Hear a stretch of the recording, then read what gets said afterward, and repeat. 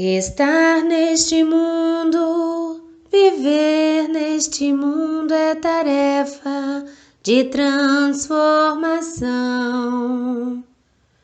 Olhar para o mundo e não ser deste mundo é escolher passos de evolução. É plantar a semente do amor e acolher o que te leva ao Pai. É negar o que gera dor e os ruídos, tormentos da paz. Estar neste mundo, viver neste mundo é tarefa de transformação. Olhar para o mundo e não ser deste mundo é escolher passos de evolução. Espargir a essência dos céus e acender o evangelho de luz. Resistir os prazeres ao léu e vencer o mundo como fez Jesus. Estar neste mundo, viver neste mundo é tarefa de transformação. Olhar para o mundo e não ser deste mundo é escolher passos de evolução. Estar neste mundo, viver neste mundo é tarefa de transformação. Olhar para o mundo e não ser deste mundo é escolher passos de evolução. É labuta de todo cristão. Oremos. Senhor Jeová, sabemos, Senhor, que o nosso planeta é um campo de experiências e por isso a vida vai passando por várias metamorfoses e todas elas acompanhadas das dores do parto, pois sem elas dificilmente mudaríamos nossa visão das coisas, nossos hábitos nocivos, nossos conceitos ultrapassados, nossa maneira de viver. A crise é um chamado, um grito para nos despertar para a necessidade de alguma transformação em nós mesmos, em que o homem velho é chamado a dar passagem ao homem novo. Quando estivermos atravessando alguma crise, lembremos de que estamos passando por um tratamento de beleza espiritual e que no final nossas condições serão muito melhores do que antes. É preciso pensar na lei de renovação. A dor é apenas um meio de alerta e devemos nos perguntar: que mal estou fazendo em mim? Que mal estou fazendo ao próximo? É no conhecimento de nós mesmos que vamos encontrar a chave que nos liberta do sofrimento. Busquemos uma readequação do nosso comportamento, segundo aquilo que Deus espera de cada um de nós. Um processo espiritual que nos chama para deixarmos a rua acidentada do egoísmo e do orgulho para ingressarmos na estrada do amor. Vamos então enxergar a crise como bendita oportunidade de conversão e crescimento rumo à vitória que nos aguarda, deixando surgir a escultura divina que Deus esculpiu em cada um de nós. Deixemos brilhar a nossa luz. Que assim seja.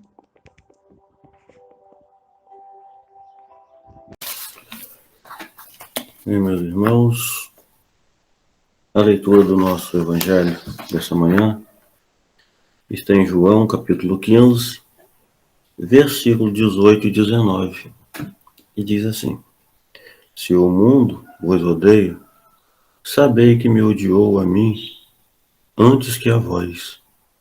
Se fosseis do mundo, o mundo vos amaria como sendo seus. Como, porém, não sois do mundo, mas do mundo vos escolhi, por isso o mundo vos odeia. Que assim seja.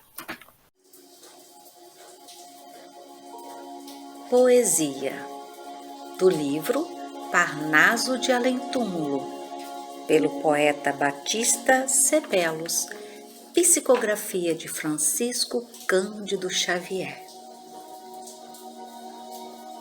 É intitulada Sonetos. Eu fui pedir à natureza um dia que me desse um consolo a tantas dores. Desalentado e triste, pressentia, cansada e triste como os sofredores. Encaminhei-me à porta da agonia, corroído por chagas interiores, buscando a morte que me aparecia com o termo anelado aos dissabores. Desvendando esse trágico segredo que a alma decifra pávida de medo, com ansiedade e temores dos galés. Mas, que atroz remorso me persegue, choro, soluço, clamo e ele me segue, nesse abismo que se abre ante os meus pés. Ninguém ouve na terra esse lamento de minha dor imensa e incompreendida, nas pavorosas trevas desta vida em que eu julgava achar o esquecimento.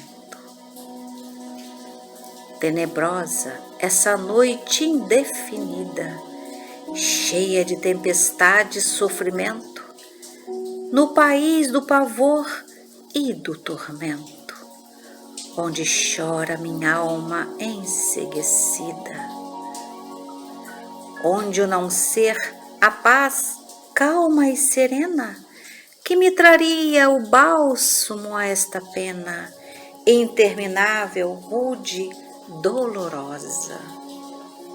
Ninguém, uma só voz não me responde. Sinto somente a treva que me esconde na vastidão da noite tormentosa. Que assim seja.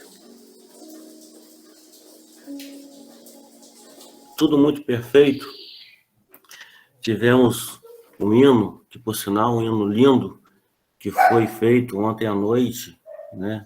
Laura me falou que estava fazendo aquele hino, antes já, volta de 8, 9 horas da noite, ela fez esse hino. E o hino que nos chama, né, para a transformação, porque nós estamos realmente num mundo de provas e expiações, num mundo para escolher nossos passos, né? E nós temos como obrigação, como cristãos, escolher passos de verdadeiros cristãos, em viver no mundo e resistir aos prazeres que o mundo nos oferece. Porque o mundo, às vezes as pessoas falam do mundo, mas o mundo é muito bom, a natureza é maravilhosa, tudo muito bem feito por Deus. O problema do mundo está nas pessoas, infelizmente. As pessoas acabam fazendo o que não deve, tornando o mundo, que é de provas e expiações, um mundo ainda mais duro, mais difícil de se viver. Mas temos também a nossa oração, né, que nos convida para as mudanças dos preceitos que estão muito ultrapassados e hábitos nocivos e muito nocivos aos nossos espíritos, hábitos que nos trazem um atraso muito grande, que realmente é muito nocivo. Então, o mundo hoje vem oferecer muitas coisas boas, mas qual o proveito que nós estamos tirando do mundo? O que nós estamos fazendo das nossas vidas? O que nós estamos fazendo das coisas que nós aprendemos? E a gente sabe que não são poucas as coisas, né, que a gente vem aprendendo. Então a gente precisa ser forte o suficiente para vencer essas batalhas diárias da nossa vida e escolher realmente os passos para a evolução, para sairmos vencedores desse mundo. Olha, Jesus, nosso maior exemplo, ele, no final, ele mostrou para todos: coragem, eu venci o mundo. E a gente sabe que não teve facilidades, né? Ele foi muito perseguido, né? Tivemos também o versículo que eu acabei de ler. Acho interessante falar um pouco desse versículo, porque o que aconteceu? Deoclésio me passou que o mentor me deu esse presente, na verdade, um grande presente, de poder estar aqui falando, fazer uma palestra. Aí, só que ela não havia ainda me dado o tema, não havia passado o tema ainda para mim. E eu, certo dia, vasculhando a Bíblia, né, dando uma olhada, encontrei esse versículo que está em João, capítulo 15, e pensei, gente, que interessante esse versículo para fazer essa leitura no dia da minha palestra. Aí, mas eu vou esperar para ver qual é o tema, né, para ver se vai encaixar. E me vem esse tema, né, viver no mundo e não fazer parte dele. E certamente Jesus veio a esse mundo, né, mas não era desse mundo e foi perseguido. E todos que quiserem seguir os preceitos do nosso Senhor Jesus Cristo devem se preparar para ser perseguidos. Todos que proclamam a fidelidade ao nosso Senhor Jesus Cristo. E também o nosso poema, que vem falando dos tormentos, da dor incompreendida muitas vezes. Essa dor incompreendida é a obrigação do cristão compreender a dor do outro. Porque o cristão ele está aqui no mundo realmente para fazer essa diferença, para compreender o outro, compreender os nossos irmãos. E vamos então iniciar a nossa palestra lendo aqui o Evangelho segundo o Espiritismo, capítulo 18, item 10 e 11. O servidor que soube a vontade do seu Senhor e que todavia não estiver preparado e não tiver feito o que esperava dele, será batido rudemente. Mas aquele que não soube sua vontade e que tiver feito coisas dignas de castigo, será menos punido. Muito se pedirá àquele a quem tiver muito dado, e se fará prestar maiores contas àqueles a quem se tiver confiado mais coisas. Está em Lucas, capítulo 12, versículo 47 e 48. E em João, capítulo 9, versículo 39, 40 e 41, ele diz: eu vim a este mundo para exercer um julgamento, a fim de que aqueles que não veem, vejam, e aqueles que veem se tornem cegos. Alguns fariseus que estavam com ele ouviram essas palavras. Eles disseram: somos nós, pois, também cegos? Jesus lhe respondeu: se fosseis cegos, não teríeis pecado, mas agora dizeis que vedes, e é por isso que o vosso pecado permaneça em vós. Então, se a pessoa tem o conhecimento, né, não é cego, então vai receber uma cobrança por conhecer e não praticar. Então, é importante viver num mundo baseado nos ensinamentos cristãos, porque a gente não pode seguir a moda, na verdade. O que as pessoas vivem, o que as pessoas fazem. O cristão ele deve viver uma vida baseada no que o nosso Senhor Jesus Cristo nos ensinou. E não viver o mundo de acordo com o que as pessoas vivem. O que as pessoas acham certo, para o cristão pode não ser certo. Então, nós não devemos ser imitadores das pessoas. As pessoas que devem nos imitar, ao passo que nós estivermos sendo imitadores do nosso Senhor Jesus Cristo. Aí muitos falam, poxa, mas se fulano está fazendo uma determinada coisa e nada acontece, está tudo bem com ele, por que eu não posso fazer também? Né? Então, são vários caminhos e não devemos seguir o caminho que foi trilhado errado. A cobrança ela vem de forma diferente, de acordo com o conhecimento de cada um. Então, às vezes a gente passa, né, nas ruas e a gente vê algumas pessoas fazendo suas pregações. Então, todos os que conhecem os preceitos do nosso Senhor Jesus Cristo, eles são culpáveis por não praticar. E a gente vê também muitas pessoas, alguns vídeos, eu tenho visto alguns vídeos que a gente recebe aí em alguns grupos, de pessoas que fazem a leitura da Bíblia, têm um conhecimento muito vasto da Bíblia e que estão nas ruas, são moradores de rua, né? Uma pessoa esses dias estava falando de quantos livros, qual é o primeiro livro, qual é o último, e falando de cada um livro da Bíblia com um conhecimento realmente muito grande. Mas ele estava na rua, né? Então, de que adiantou tanto conhecimento sem a prática? Então, isso acontece com os médiuns falidos. Então, nós, enquanto médiuns, enquanto trabalhadores, nós devemos ter cuidado para não cairmos nessa mesma situação, né? Na verdade, diante do que nós já praticamos, já até merecíamos estar passando por isso. Mas essa palavra que eu vou falar que é muito grandiosa e muito importante nas nossas vidas, a misericórdia.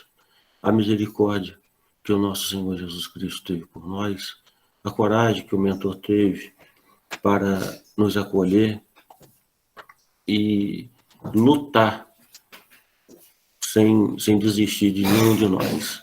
Isso aí é primordial para que não tivéssemos caído. Mas não estamos livres, porque as oportunidades elas são dadas.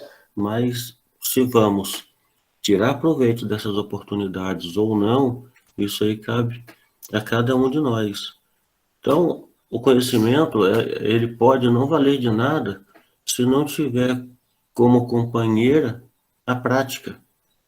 E não adianta conhecer muito e não praticar nada. Ao passo que existem pessoas que conhecem muito pouco, mas que têm misericórdia do outro, têm amor pela vida, amor pelo outro. Né? E muitas vezes as pessoas não têm um conhecimento muito vasto, mas não colocam isso em prática. E esses conhecimentos, ninguém pode reclamar da falta de oportunidade, porque são trazidos pelos espíritos, mas não são conhecimentos que ficam circunscritos a apenas algumas pessoas. Esses conhecimentos, ele é dado para quem é letrado ou não, para quem é cristão ou não, para quem é crente ou não, né? Então, todo mundo tem direito ao acesso a esses conhecimentos. E nenhum daqueles que recebe esses conhecimentos, quer seja ele diretamente ou por intermediários, não pode reclamar, né, não pode pretextar ignorância de forma nenhuma, porque de uma forma ou de outra esses conhecimentos chegam. E tem aqueles que ouvem, mas que não deixam o seu coração ser tocado. Aí não pode dizer que não é conhecedor, porque ouviu, conheceu, sabe o que deve fazer, mas o coração não foi tocado e ignorou aquilo que conheceu. Então, aí não se tornou menos orgulhoso, menos egoísta, não se tornou melhor e mais amoroso ao seu próximo. Então, de que adiantou tanto conhecimento, né? Aprender as coisas. Alguns médiuns que existem por aí que pensam em aplicar aos outros o que eles recebem, mas na verdade eles devem tomar para si e não somente aplicar aos outros. Porque olha o que Jesus diz aqui em Mateus capítulo 7, versículo 3. Porque olhas a palha que está no olho do teu irmão e não vês a trave que está no teu. Gente, isso aí, para quem consegue direcionar os ensinamentos apenas às outras pessoas, isso é muito importante, prestar bem atenção nas palavras do nosso Senhor Jesus Cristo, porque enxergar os erros dos outros, querer ensinar para o outro, isso é muito fácil.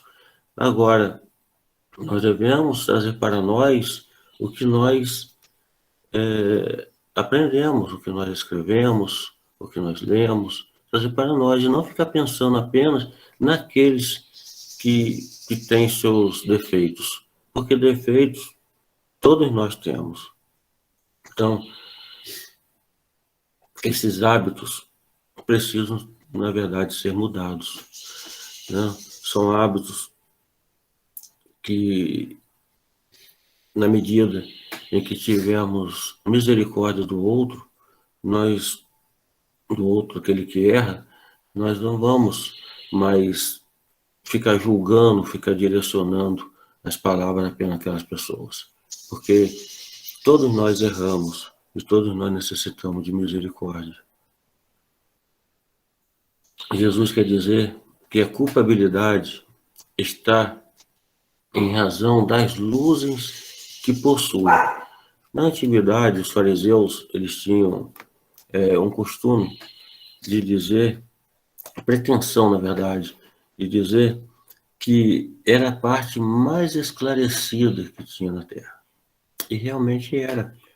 Mas eram mais repreensíveis aos olhos de Deus. Exatamente porque eles não eram ignorantes, eles tinham o conhecimento, era realmente esclarecido. Então ele era mais repreensível aos olhos de Deus do que aqueles que estavam na ignorância. E ocorre o mesmo nos dias de hoje. Aos espíritas é pedido muito, pois também os espíritas recebem muito. Gente, o primeiro pensamento do espírita deve ser de procurar nos conselhos do espírito se tem alguma coisa que lhe diz respeito. Porque não adianta a gente ficar receber aqueles conselhos dos espíritos, receber as mensagens, as leituras bíblicas, os livros, onde quer que seja que recebemos esses ensinamentos, nós devemos parar e observar a nossa vida e os ensinamentos que foi nos dado. Será que aquilo ali não vai servir para nós? Antes de pensar em servir para alguém que a gente conhece, alguém que tem os seus defeitos, assim como nós temos, são defeitos diferentes, muitas vezes imperceptíveis, mas que são graves.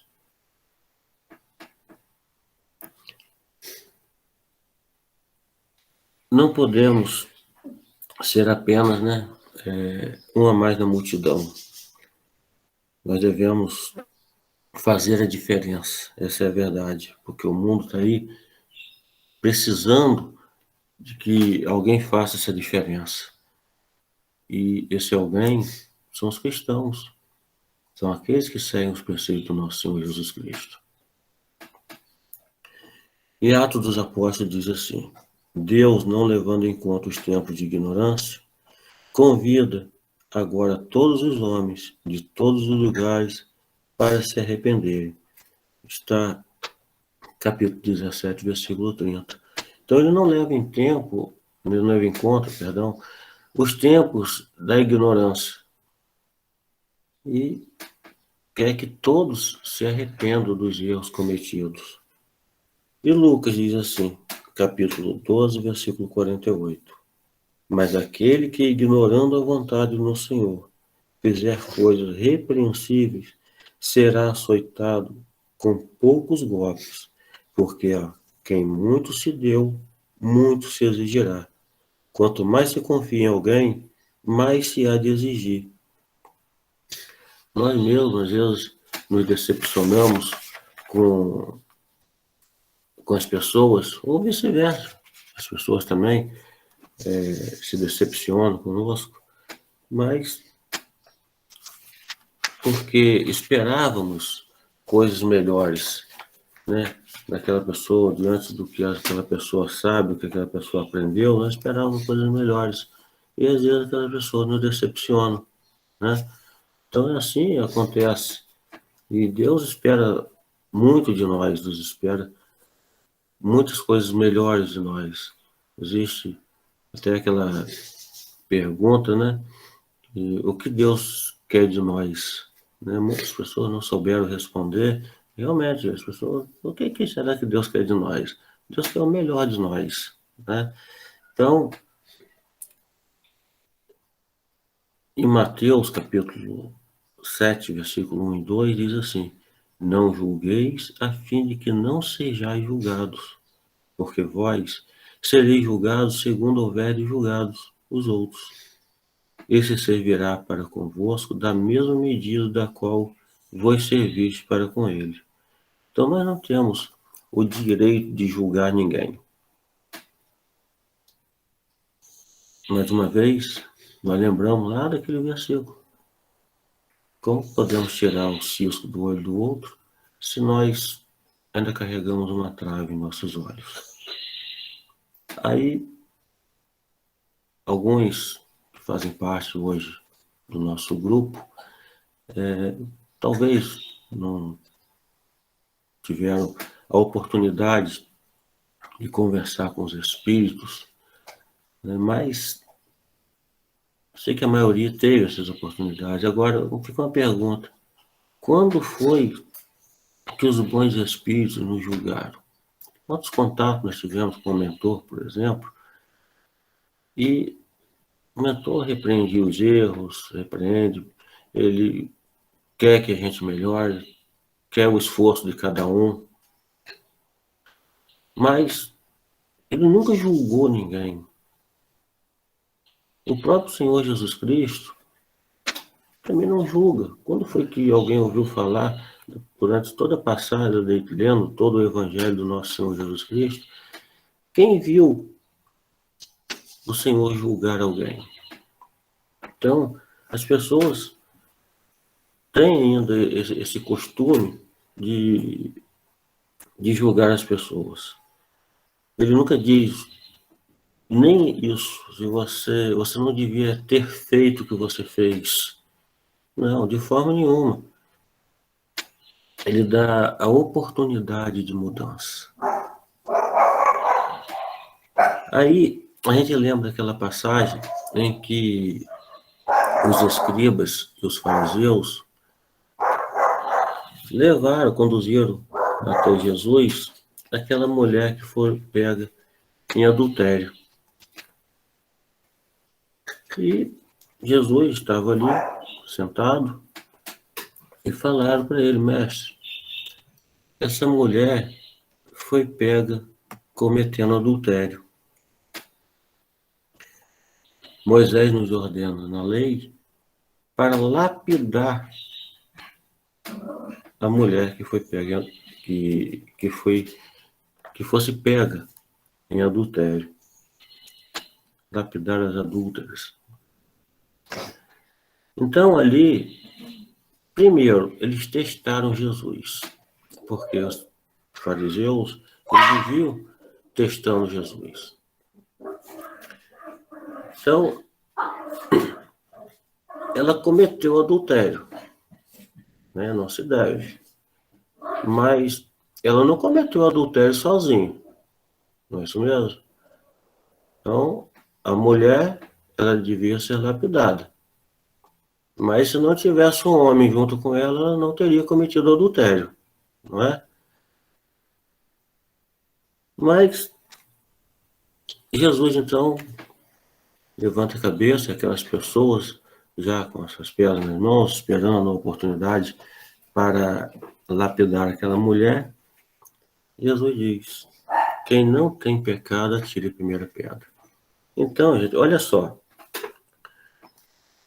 como que em uma frase ele resolveu toda aquela situação. Em algumas palavras, ele resolveu toda aquela situação. Quem não tem pecado, atire a primeira pedra. Primeiro, ele estava sendo testado. E segundo, estava ali uma mulher para morrer, né, a pedradas, para ser lapidada por aqueles homens, que se tivesse a oportunidade, né, estaria cometendo os mesmos erros. E como o próprio Jesus mostrou, eram também pecadores, porque ele falou: quem não tiver pecado, atire a primeira pedra. Então ele saiu com essa frase da trama dos fariseus e dos escribas e mostrou para eles que eles também eram pecadores. Então, a sabedoria do nosso Senhor Jesus Cristo é uma coisa realmente incomparável, né? Uma coisa maravilhosa e grandiosa, porque ninguém conseguiu pegar Jesus assim por esses laços que eles viviam tentando, né? Sempre perdiam tempo tentando, mas não conseguiam. E ele então abaixou a cabeça e quando levantou a cabeça já não havia mais ninguém ali, apenas ela. E ele perguntou: onde estão os que te condenam? Já foram, Senhor. E ele diz: eu também não te condenarei, mas vá e não peques mais. Então, a gente pode perceber que ele ensinou para ela a necessidade da mudança. Em uma frase, ele ensina essas coisas tão importantes: não julgar, né? E diz: não peques mais. Também, olha como que ensina com poucas palavras, né, as pessoas. Então, o que falta, na verdade, para nós é a prática daquilo que nós aprendemos e tornar o mundo melhor. Porque a prática do que nós aprendemos é que vai aliviar o nosso sofrimento. Porque os sofrimentos que existem hoje são frutos dos pecados, dos erros cometidos. Então, não há ninguém, como eu já falei anteriormente, que não necessita de indulgência. E a indulgência é um dever de cada um. É com indulgência que nós somos tratados pelos bons espíritos, pelo Senhor Jesus, por Deus. É com indulgência que nós somos tratados. Nós podemos perceber isso diariamente, que eles têm indulgência por cada um de nós. Então, censurar o outro, ele tem dois motivos: reprimir o mal e desacreditar a pessoa. Agora, reprimir o mal, a melhor forma de reprimir o mal é praticar o bem. Porque se o mal existe, é pela falta do bem. Então, o mal ele pode deixar de existir. Enquanto estivermos praticando somente o bem. O mal já não existe mais na vida dos bons espíritos, que já se tornaram espíritos puros. Então, o mal não existe. O mal ele pode ser extinguido. Assim como a escuridão não existe, é apenas a falta de luz. Então, gente, quem se ocupa no bem não tem tempo para o mal. O mal ele pode deixar de existir, mas isso depende do coração de cada pessoa, de cada homem.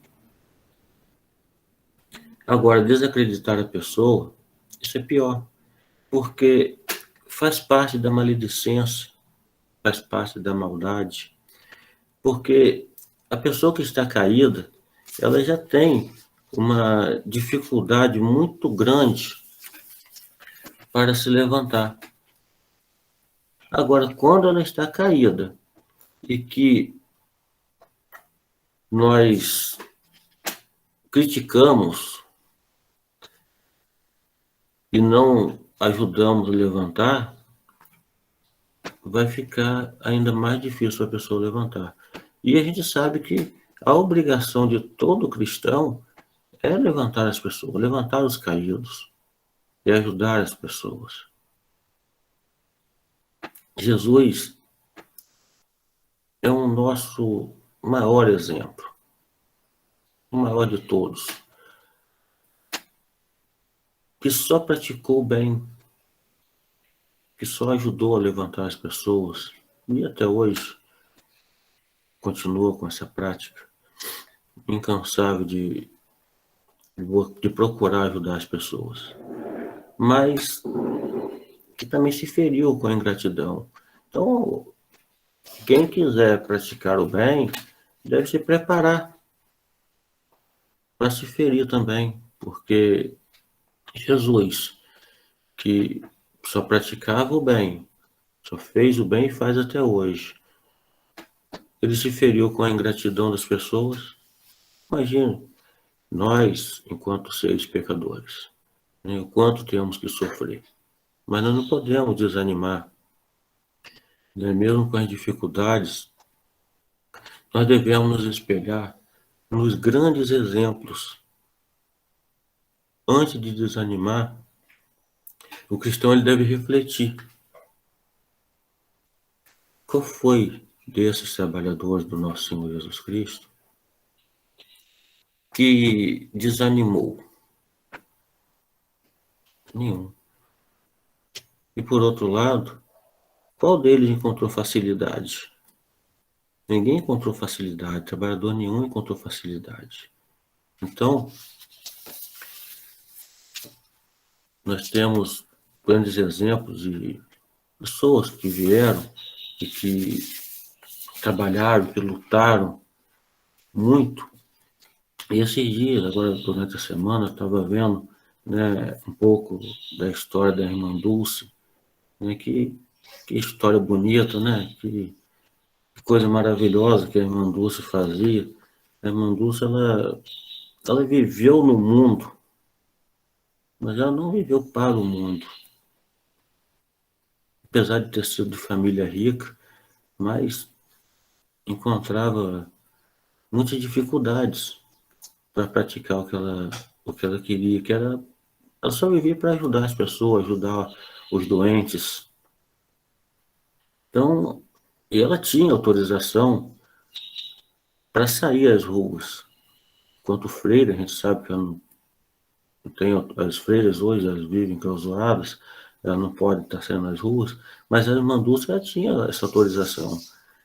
E onde ela parava, ela juntava ali as pessoas, os doentes, o prefeito chegava lá e mandava sair, porque ali não podia ficar por causa das pessoas, em outro lugar, né, não podia ficar por causa dos turistas que iam visitar a cidade. E a irmã Dulce não desanimou de forma nenhuma.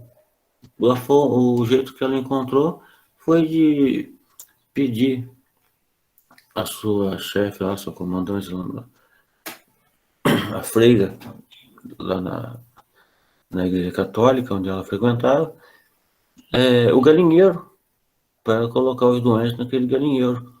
E ali ele foi transformando, né, o galinheiro e levando as pessoas, levando os doentes para lá.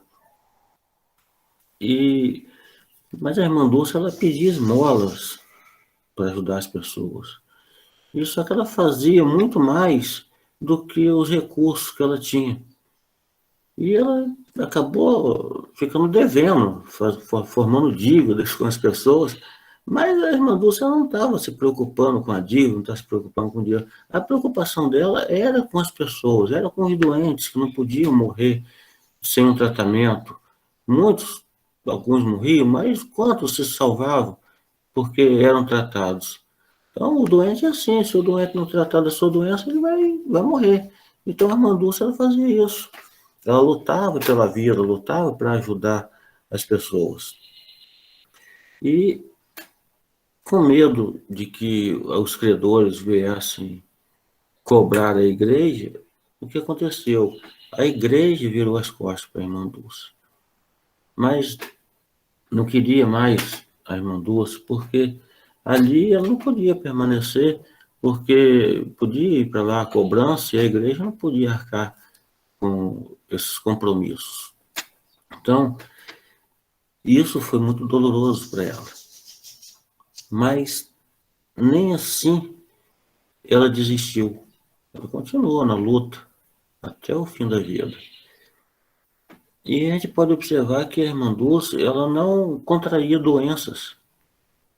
A irmã Dulce, ela vivia do contato direto com as pessoas, com doenças, alguns com doenças transmissíveis, mas a irmã Dulce, ela era super protegida e não pegava, não contraía doenças daquelas pessoas, né? A gente lembra também, quando a gente vê as pessoas que lutam com os doentes, como a irmã Dulce, a gente lembra de Francisco de Assis, né? É impossível não lembrar de Francisco de Assis também, um grande lutador pela humanidade, pelo bem de todos. Francisco de Assis, ele beijou um leproso, as suas chagas escorrendo sangue. Francisco de Assis beijou aquele leproso, de tanto amor que tinha pela humanidade, tanto amor que tinha pelas pessoas. Então, nada aconteceu. Ele continuou a sua vida, né, os seus trabalhos, a sua luta, mas também nunca contraiu doenças. Agora, 1 Pedro, capítulo 4, versículo 2 ao 4, diz assim: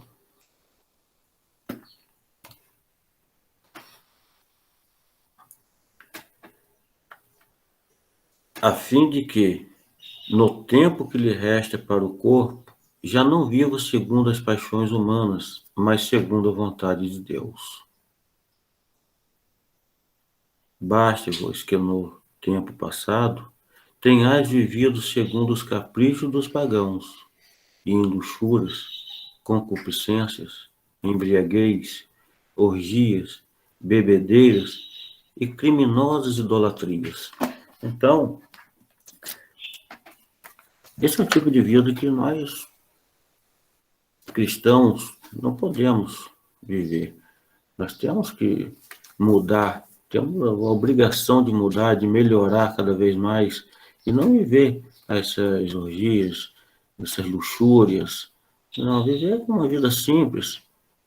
E olha, a vida simples é que nos traz a verdadeira felicidade.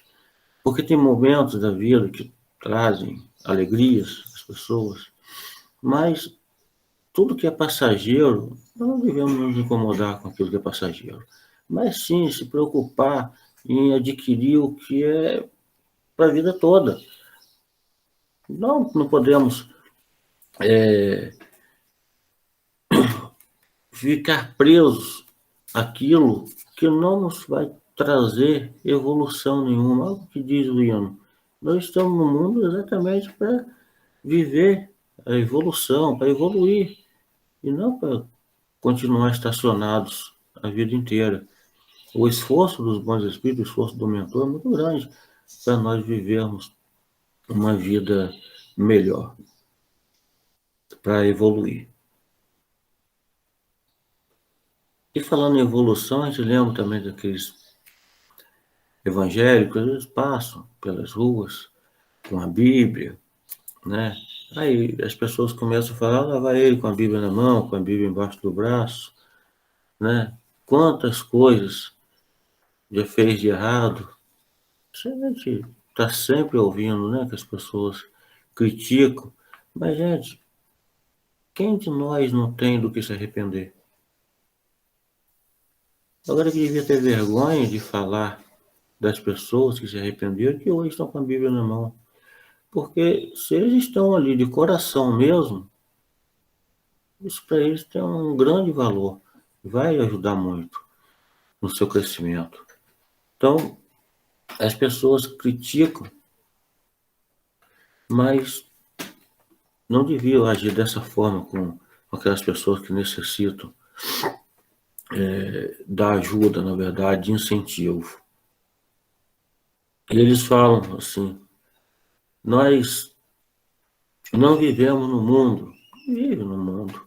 Agora, eles deviam entender que eles não fazem parte dos erros desse mundo mais. Mudaram. Ou estão tentando mudar. Mudaram seus caminhos, se arrependeram.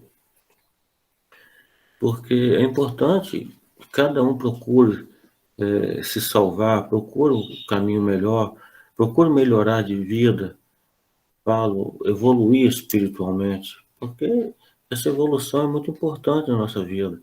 Olha, em Lucas capítulo 15, o versículo 10, diz assim, haverá júbilo entre os anjos de Deus por um só pecador que se arrepender. É aquela parábola das 100 ovelhas. Então, olha só, 99 ovelhas foram recolhidas e uma ficou perdida. Mas o dono saiu em busca daquela ovelha que estava perdida. Então, encontrou, né? E ficou muito feliz por ter encontrado aquela ovelha que estava perdida. Assim é Deus, porque quando um de nós está perdido, se encontra o caminho, Deus vai ficar muito feliz, muito mais feliz do que por aquelas que estavam juntos com o seu dono, dando o seu aprisco. E também, em Lucas capítulo 15 ainda, fala também do filho pródigo. Olha só quantas coisas, quantas as pessoas que voltam para os seus caminhos, voltam para Deus. Porque o filho que pediu toda a sua parte da herança, que saiu, que perdeu tudo, jogou tudo fora, nas bebedeiras, exatamente isso que eu acabei de ler aqui agora, vivia nas orgias, nas festas, ele perdeu tudo e voltou para casa do seu pai. E quando ele voltou, o pai fez uma grande festa. O filho, que tinha ficado em casa, que permaneceu trabalhando com seu pai, não compreendia. Porque ele estava trabalhando com o pai, e o pai não matou um boi para fazer uma festa para ele. Enquanto que o filho que saiu, que jogou tudo fora, toda a sua fortuna fora, quando voltou, ele fez uma grande festa. Então, essa é a alegria de Deus, né? De ver o filho retornar para os seus braços. O filho que já está ficando perdido. Então, as críticas podem fazer com que as pessoas desanimem. As pessoas não podem desanimar diante das críticas. Então, gente, vamos hoje imaginar se é impossível a gente fazer uma palestra, falar do Evangelho e não falar do mentor, não falar de Paulo de Tarso, é impossível, porque ele está em todas. O mentor, a gente não tem muitas nem palavras para falar do mentor, porque é um salvador das nossas vidas. E imagine se ele desiste ante as críticas que recebeu também. E não ficou parado ali apenas nas críticas que ele recebeu. É bom lembrar que o mentor, ele não era um malfeitor. O mentor, ele defendia o que ele achava certo. Então, e eram leis muito duras naquela época, as leis mosaicas. Mas o mentor, ele desconhecia ainda o amor, que as coisas fazia com amor. E o muito interessante é que quando ele teve um encontro com o nosso Senhor Jesus Cristo na estrada de Damasco, ele dali por diante, ele não deu um passo para trás em momento algum. Ele só seguiu adiante. Então imagine se ele tivesse desistido ante as críticas. E olha, não ficou só nas críticas. Foram muitas as perseguições, muitas prisões, açoites, muito frio, muita fome. Como passou frio, fome, né? As injúrias, o abandono de pessoas queridas o abandonaram. Mas o mentor sabia que ele não era cidadão desse mundo. Ele aprendeu com o nosso Senhor Jesus Cristo. Importante que aprendeu e praticou. Então ele não era cidadão do mundo. Então ele seguiu a sua luta, porque sabia que tudo que ele estava vivendo aqui seria passageiro. Agora, ele não era cidadão do mundo, mas por isso ele não viveu para esse mundo, mas para ajudar o mundo. Agora, ele deixou, né, o Evangelho vivo através dessa luta que ele teve. Então, imagine se ele tivesse desistido.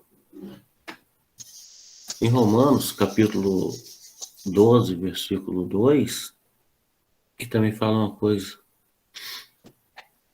Ele escreve para a igreja de Roma: não vos conformeis com este mundo, mas transformai-vos, renovando a vossa mente, a fim de poder discernir o que é bom, agradável e perfeito.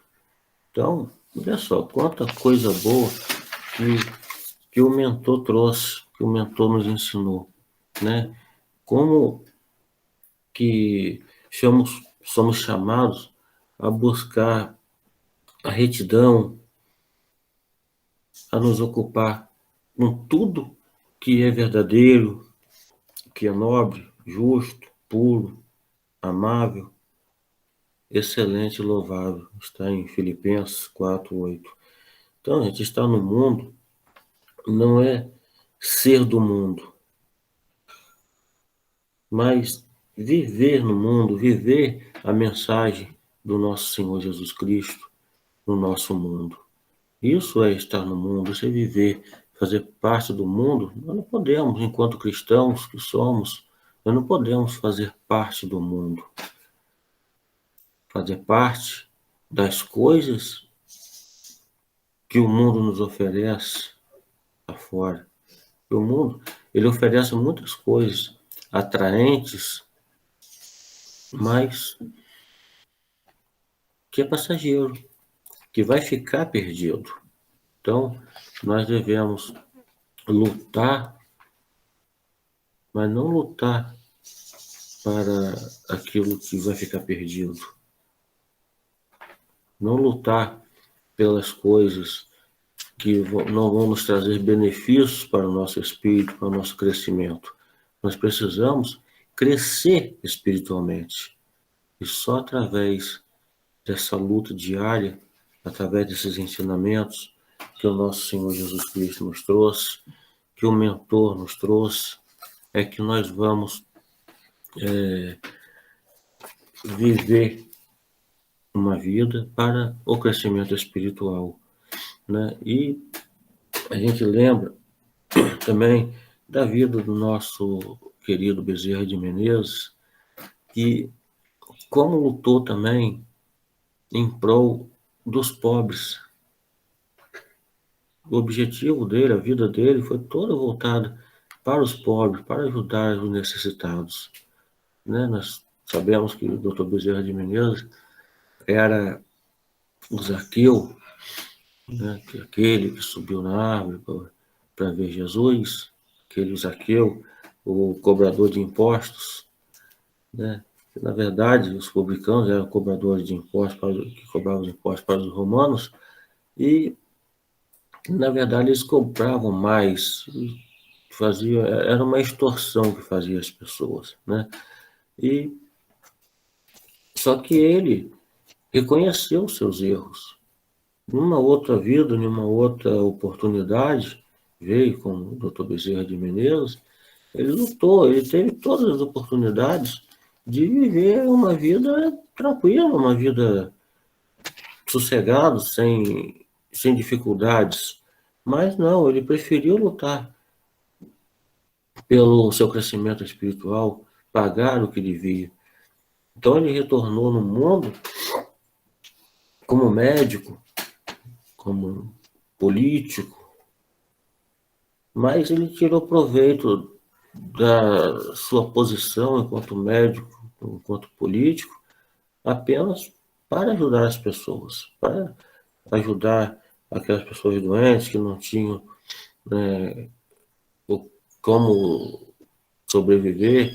Às vezes ele receitava o remédio, dava a receita para a pessoa, mas a pessoa não tinha como comprar o remédio. E além de receitar o remédio, ainda dava o remédio às pessoas. Então, não precisava nem da receita, na verdade, né? Era só dar o remédio, porque a pessoa não podia comprar. Então, gente, é muito mais importante, só para a gente encerrar aqui, que a nossa hora já está esgotada, que ele morreu para os pobres, né? Mas conquistou riquezas, não só ele, mas todos esses espíritos que trabalharam, que lutaram e que viveram a vida de verdadeiros cristãos, eles conquistaram a riqueza que o ladrão não rouba e que a ferrugem não corrói. Fiquemos na paz do nosso Senhor Jesus Cristo. Um bom domingo a todos e quero aqui agradecer a todos os que nos ajudaram nos trabalhos da manhã de hoje, né? Carla, a nossa Leocrécia, Ana Laura, todos que estiveram presentes no nosso trabalho, e a todos os que nos ouviram, né? Que possamos ter uma manhã tranquila, de muita paz em nossos corações, um domingo muito cheio de amor e de luz para todos nós. Vamos então chamar a nossa irmã Ana Laura mais uma vez para o hino de encerramento e, posteriormente, a nossa irmã Carla com a oração final. E assim seja. O povo de Deus no deserto andava, mas à sua frente alguém caminhava, o povo de Deus era rico em nada, só tinha esperança e o pó da estrada. Também sou teu povo, Senhor, e estou nessa estrada. Somente a tua graça me basta e mais nada. O povo de Deus também vacilava. Às vezes custava a crer no amor. O povo de Deus chorando rezava, pedia perdão e recomeçava. Também sou teu povo, Senhor, e estou nessa estrada. Perdoa se às vezes não creio em mais nada. O povo de Deus também teve fome e tu lhe mandaste o pão lá do céu. O povo de Deus cantando deu graças, provou teu amor que não passa. Também sou teu povo, Senhor, e estou nessa estrada. Tu és alimento na longa jornada. O povo de Deus ao longe avistou a terra querida que o amor preparou. O povo de Deus corria e cantava, e nos seus louvores teu poder proclamava. Também sou teu povo, Senhor, e estou nessa estrada, cada dia mais perto da terra esperada.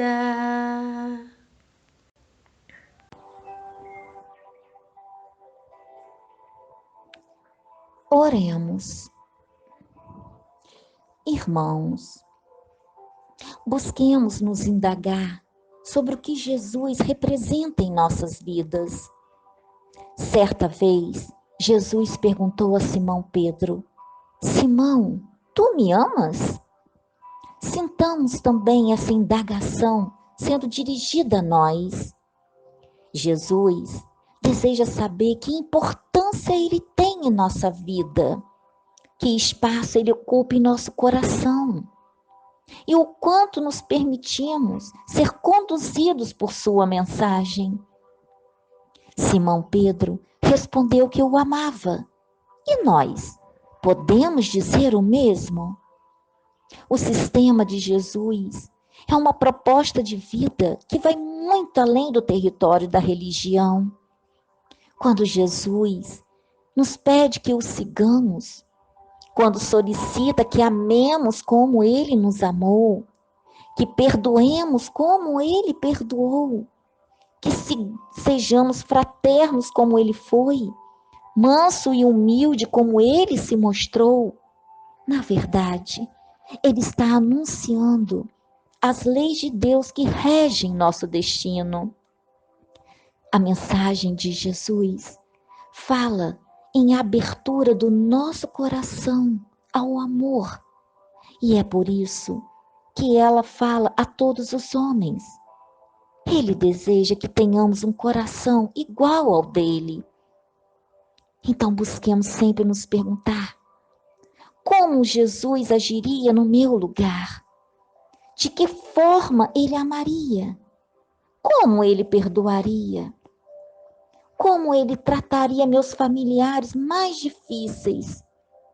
Como ele lidaria com os meus inimigos? Como ele enfrentaria minhas adversidades? Como ele carregaria minha cruz? Sejamos firmes em nosso propósito de vitória. E chegará o momento em que nossa consciência não aceitará mais colocar remendo de pano novo em roupa velha. Vamos querer vida nova. Que assim seja.